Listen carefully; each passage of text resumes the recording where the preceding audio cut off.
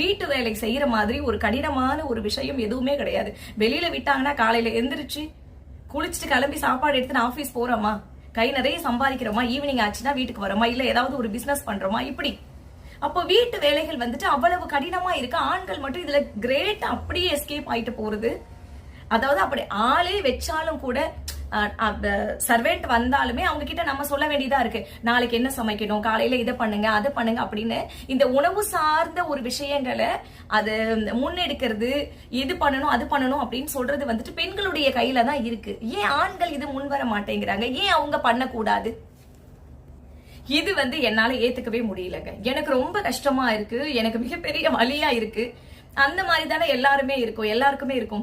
இதை பார்க்கக்கூடிய நபர்கள் தோன்றலாம், என்னமா இது பெரிய விஷயமா இதை பேசிட்டு இருக்கு அப்படின்னு சொல்லிட்டு. ரொம்ப கஷ்டமா இருக்குங்க. அந்த வெங்காயத்தெல்லாம் கழுவி கட் பண்ணி, தக்காளி எல்லாம் கழுவி கட் பண்ணி முடிய மாட்டேங்கிறது. அந்த காய்கறி எல்லாம் கட் பண்றதுக்கு